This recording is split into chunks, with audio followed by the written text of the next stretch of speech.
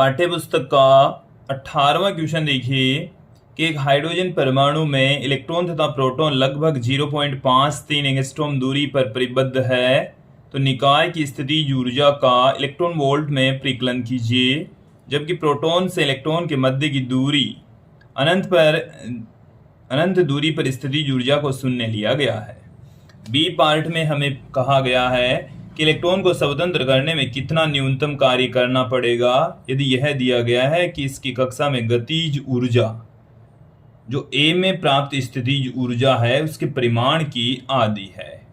C part में हमें कहा गया है कि यदि स्थितिज ऊर्जा को 1.06 एंगस्ट्रॉम में पृथक्करण पर शून्य ले लिया जाए तो उपयुक्त ए और बी के उत्तर क्या होंगे। एक बार इस क्वेश्चन को आप लोग समझ लीजिए कि हाइड्रोजन परमाणु हमें दे रखा है। कौन सा परमाणु है? हाइड्रोजन परमाणु हमें क्वेश्चन में बता रखा है। ये नाभिक है, इसके ऊपर एक प्रोटॉन उपस्थित होता है। तो यहाँ पर प्रोटॉन मौजूद हैं, क्लियर। और इसके चारों ओर स्मॉल आर त्रिज्या के पथ पर यहाँ पर इलेक्ट्रॉन चक्कर लगा रहा है, क्लियर। तो इस के पहले पार्ट में हमें पूछा है कि निकाय की स्थितिज ऊर्जा। तो देखिए स्थितिज ऊर्जा का फॉर्मूला क्या होता है। दो आवेशों के निकाय की स्थितिज ऊर्जा होती है Q1 Q2 बट्टे में R। के का जो मान है वो होता है 9 गुणा 10⁹ Q1 यहाँ पर प्रोटॉन है। Q1 यहाँ पर क्या है? प्रोटॉन, जिसका आवेश 1.6 गुणा 10⁻⁻19 कूलाम होता है। देन 1.6 इंटू 10⁻⁻19 और Q2 यहाँ पर इलेक्ट्रॉन है, इसका आवेश का परिमाण तो प्रोटॉन के बराबर ही होता है बट ऋणात्मक होता है। Then -1.6 into 10⁻⁻19 coulomb upon R होती है प्रोटॉन और इलेक्ट्रॉन के बीच की डिस्टेंस, जो कि 0.53 एंगस्ट्रॉम होती है, जिसे 0.53 गुणा 10⁻⁻10 पुट कर देंगे। देखिए विद्यार्थियों, जब इसे हम कैलकुलेट करेंगे तो हमारे पास में ये वैल्यू प्राप्त हो जाएगी। ये जो वैल्यू प्राप्त होती है वो जूल में प्राप्त होती है। हमें क्वेश्चन में कहा गया है कि इसे आप इलेक्ट्रॉन वोल्ट में फाइंड आउट कीजिए। इलेक्ट्रॉन वोल्ट में ज्ञात करने के लिए हम इसमें 1.6 गुणा 10⁻⁻19 का भाग लगा देंगे, तब ये इलेक्ट्रॉन वोल्ट में कन्वर्ट हो जाएगी और जब हम इसकी कैलकुलेशन करेंगे तो 27.16 इलेक्ट्रॉन वोल्ट आ जाएगा, क्लियर। तो ये था पहले पार्ट का सॉल्यूशन। बी पार्ट में देखिए, बी पार्ट में हमें कहा गया है कि इस इलेक्ट्रॉन को अनंत पर भेजने के लिए कितनी ऊर्जा की आवश्यकता पड़ेगी। तो हमें इस इलेक्ट्रॉन की कुल ऊर्जा ज्ञात करनी है। कुल ऊर्जा इसकी स्थितिज ऊर्जा और गतिज ऊर्जा के योग के बराबर होगी। अब कुल ऊर्जा यदि हमारे पास में आ गई है तो उस कुल ऊर्जा को हमें शून्य ऊर्जा में बदलने के लिए जितनी ऊर्जा की आवश्यकता पड़ेगी वही ऊर्जा उस इलेक्ट्रॉन को हाइड्रोजन परमाणु से स्वतंत्र कर देगी। तो देखिए पहले हम गतिज ऊर्जा ज्ञात कर लेते हैं, जो कि इस क्वेश्चन में बता रखा है कि स्थितिज ऊर्जा के परिमाण की आधी होती है। तो स्थितिज ऊर्जा का परिमाण लेंगे तो 27.16, इसमें जब 2 का भाग लगाएंगे तो हमारे पास में आ जाएगा 1 बार में आ गया, फिर चला गया 3 बार में, फिर 5 8 इलेक्ट्रॉन वोल्ट। ये आ गई है गतिज ऊर्जा। कुल ऊर्जा कितनी हो जाएगी? इलेक्ट्रॉन की जो कुल ऊर्जा है वो हमारे पास में आ जाएगी, यहाँ से E से मैं पुट कर दूं K प्लस U के बराबर।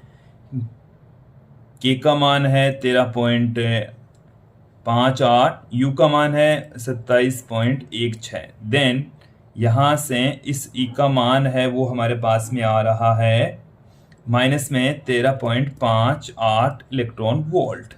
ये कुल ऊर्जा आ चुकी है विद्यार्थियों, इसकी कुल ऊर्जा आ चुकी है। अब हम इसको कितनी ऊर्जा दें? ये कुल ऊर्जा, इसको हम EB के बराबर ऊर्जा देंगे ताकि ये स्वतंत्र हो जाए। स्वतंत्र होने का मतलब है ये अनंत पर चला गया और अनंत पर जो ऊर्जा होती है वो कितनी होती है, 0 होती है। तो देखो E इसकी ऊर्जा थी, हमने EB और ऊर्जा दे दी, तब इसकी ऊर्जा कितनी हो गई, 0 हो गई। तो हमें इस EB का मान ही ज्ञात करना है जो कि -E के बराबर हो जाएगा। तो E का जो मान है 13.58 इलेक्ट्रॉन वोल्ट है। इसको जब नेगेटिव साइन से गुणा करेंगे तो आगे हमारे पास में 13.58 इलेक्ट्रॉन वोल्ट। इतनी ऊर्जा जब इस इलेक्ट्रॉन को हम दे देंगे तो ये इस परमाणु को छोड़कर अनंत पर चला जाएगा, स्वतंत्र हो जाएगा। अब देखिए सी पार्ट में हमें क्या पूछा है। सी पार्ट का सॉल्यूशन ये बता रखा है कि स्थितिज ऊर्जा को 1.06 एंगस्ट्रॉम दूरी पर शून्य ले लिया जाए। मतलब आप जब डिस्टेंस लेते हैं 1.06 एंगस्ट्रॉम, उस पर आप स्थितिज ऊर्जा को शून्य लेकर चलिए। फिर जो पहला पार्ट है और जो दूसरा पार्ट है, इसके आंसर क्या होंगे ये हमें पूछा है। तो देखिए हम इतनी डिस्टेंस के ऊपर जो स्थितिज ऊर्जा है, अनंत पर हम स्थितिज ऊर्जा को 0 लेकर चलते हैं, तो अनंत वाली जो ऊर्जा है उसके स्थान पर मैं U1 लेकर चल रहा हूं। तो K Q1 Q2 बटे में R। यहां पर हम इसकी वैल्यू पुट कर देंगे 9 गुणा इसकी घात 9। Q1 का मान है 1.6 गुणा इसकी घात -19 गुणा Q2 का मान है 1.6 गुणा इसकी घात -19 अपॉन R की जो वैल्यू है वो हमारे पास में है, देखिए विद्यार्थियों 1.06 एंगस्ट्रॉम, मतलब 10 की घात -10। और जब इसको हम इलेक्ट्रॉन वोल्ट में कन्वर्ट करना चाहें तो 1.6 गुणा 10 की घात -19 का आप भाग लगा दीजिए। विद्यार्थियों यहाँ से जब हम कैलकुलेट कर लेंगे तो 1.06 एंगस्ट्रॉम पर हमारे पास में ऊर्जा प्राप्त हो जाएगी, जो कि माइनस में 13.58 इलेक्ट्रॉन वोल्ट प्राप्त होती है। विद्यार्थियों अब इसके ए पार्ट का जो सॉल्यूशन है वो क्या होगा। ए पार्ट में हमें ये पूछा है कि अब देखिए ये हम स्थितिज ऊर्जा कब निकालते हैं, कब फाइंड आउट करते हैं, जब अनंत पर स्थितिज ऊर्जा शून्य होती है। हम क्या करते हैं, किसी आवेश को अनंत से यहाँ पर इस कक्षा में लेकर आते हैं, तो लाने में जो भी काम करना पड़ता है वो स्थितिज ऊर्जा होती है। अब अनंत वाली स्थिति के अंदर जो ऊर्जा है वो है U1 से अब यहाँ पर हम U वाली स्थिति में लेकर आ रहे हैं। तो देखिए हमारे पास में जो नई ऊर्जा है वो U2, जो कि अंतिम ऊर्जा U में से U1 घटा देंगे तो प्राप्त होगी। तो देखिए यहाँ पर आप देखेंगे U की वैल्यू हमें इस क्वेश्चन के अंदर हमने फाइंड आउट की थी, माइनस में 27.16 माइनस तो कैलकुलेट करेंगे तो देखो ये माइनस माइनस प्लस हो जाएगा, ये माइनस का 13.58 इलेक्ट्रॉन वोल्ट आ जाएगा। तो एक का जो सॉल्यूशन है वो अब ये रह जाएगा, एक का जो उत्तर है वो ये रह जाएगा। क्लियर। अब देखिए बी का उत्तर क्या रह जाएगा। बी के अंदर यह है कि जितनी भी स्थितिज ऊर्जा हमारे पास में ये रह गई है, अब उसकी जो गतिज ऊर्जा है उसके बारे में हमारे को इस पार्ट के अंदर कुछ विशेष नहीं बता रखा है। हमारे को केवल यह कहा गया है कि इलेक्ट्रॉन को स्वतंत्र करने के लिए आवश्यक जो ऊर्जा है, अब कितनी ऊर्जा की आवश्यकता पड़ेगी। तो देखिए विद्यार्थियों, यदि हम इस क्वेश्चन के अकॉर्डिंग इसमें जो कल्पना की गई है उसी कल्पना के आधार पर इस क्वेश्चन का आंसर बताएं तो देखिए जो गतिज ऊर्जा है इस U2 की आधी हो जाएगी। तो इस U2 की आधी हमारे पास में इसकी गतिज ऊर्जा का परिमाण आ जाएगा, तो प्लस में 13.58 बट्टे में 2 इलेक्ट्रॉन वोल्ट गतिज ऊर्जा होगी। और जो कुल ऊर्जा है इस स्थिति में वो क्या आएगी, K प्लस U2।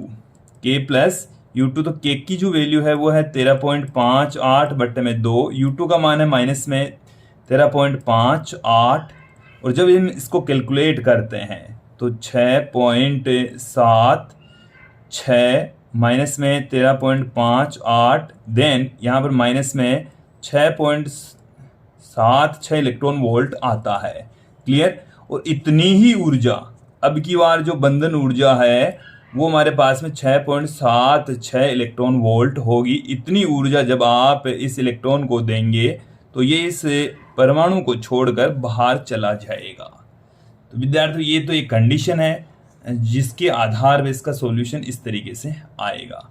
तो ये था हमारी पाठ्यपुस्तक का 18वां क्वेश्चन।